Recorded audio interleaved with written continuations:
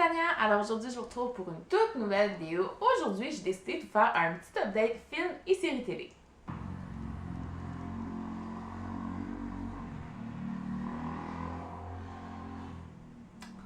Déjà, je suis désolée si vous entendez du bruit, mais il fait beau, c'est la deuxième journée de suite qui fait soleil, je tiens à le mentionner, et j'ai ouvert les fenêtres, je suis en robe en ce moment, donc moi c'est l'été, donc je suis désolée si vous entendez un petit peu de bruit.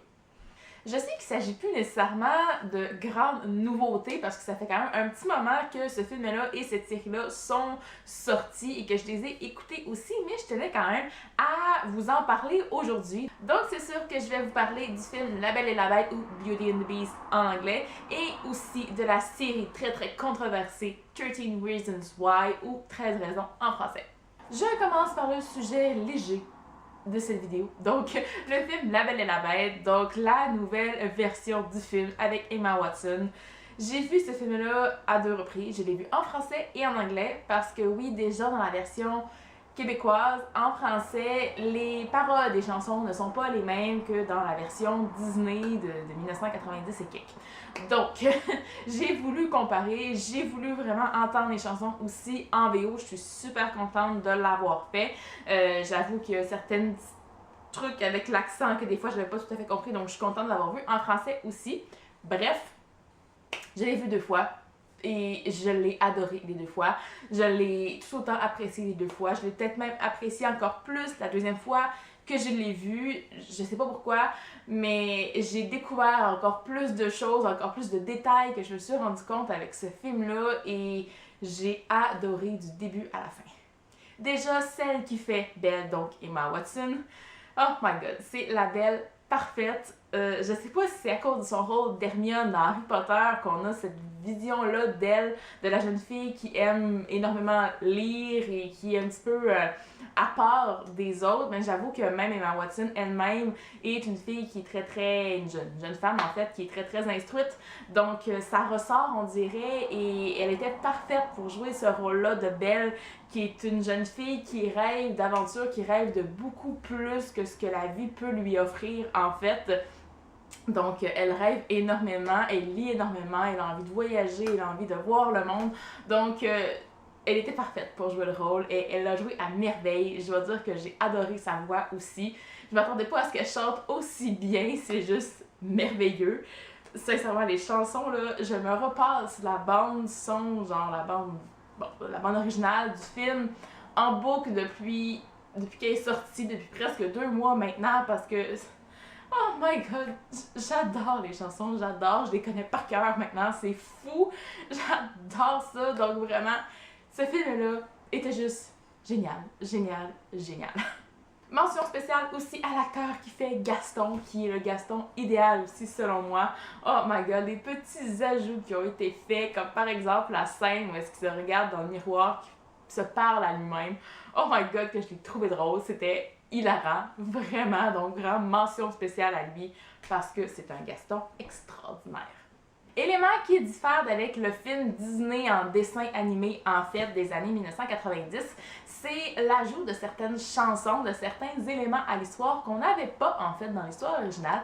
Donc ça, j'étais vraiment très contente. Je sais qu'il y a certaines personnes qui sont comme des genres de puristes, qui aiment le Disney, qui se fient uniquement au Disney. Moi, franchement, j'ai aimé ces ajouts-là. J'ai aimé l'ajout surtout de l'histoire de la mère de Belle un peu. On sait pourquoi Belle n'a pas de mère. On sait maintenant pourquoi. On sait ce qui lui est arrivé. Donc ça, j'ai aimé cet ajout-là.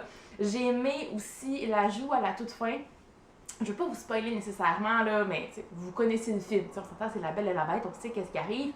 Donc, à la fin, dans la scène finale, avec la Bête et Belle, on voit aussi tous les autres personnages, les objets, en fait, qui vont devenir de simples et uniques objets. Ça, c'est une scène qu'on dirait que ça m'a touché encore plus que la scène entre la Bête et Belle, à la toute fin. Donc, ça, oh my god, j'ai adoré ces ajouts-là. J'ai adoré voir un peu plus leur perspective, voir qu'eux autres aussi sont affectés par tout ça et que c'est difficile pour eux qui veulent autant, sinon plus que la bête, retrouver en fait leur humanité. Voilà, donc ça, j'ai aimé cet ajout-là. Il y a toutes sortes de petits ajouts, de chansons aussi qui ont été ajoutées. Il y a une chanson que la bête va chanter lorsque Belle va quitter.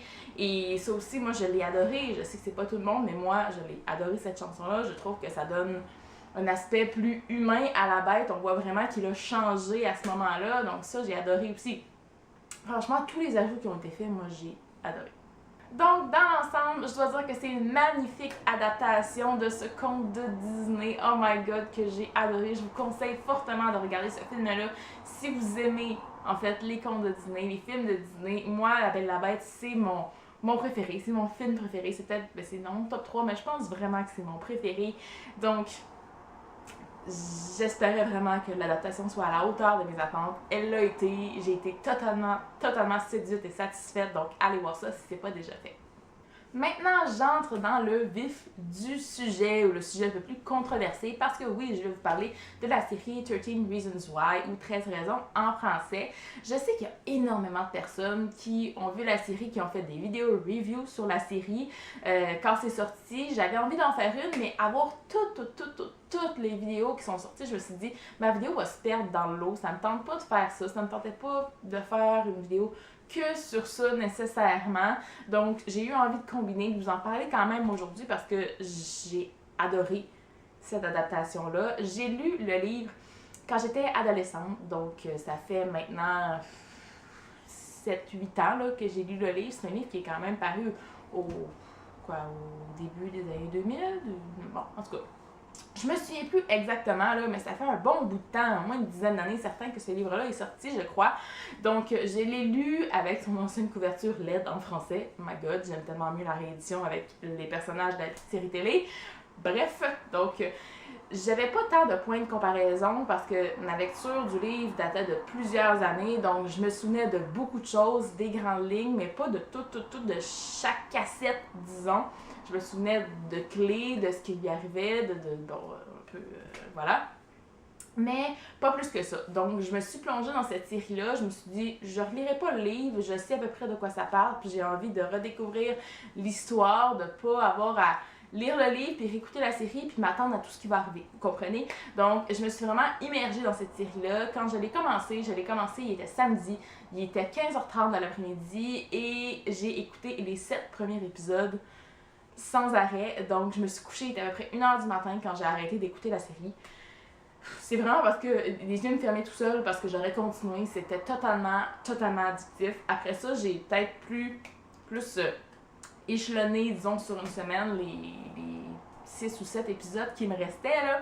Mais vraiment, pour moi, cette série-là, je l'ai adorée. C'est une série, oui, qui est difficile à regarder par moment. Il y a certains épisodes, surtout vers la fin, évidemment, qui sont beaucoup plus difficiles à regarder.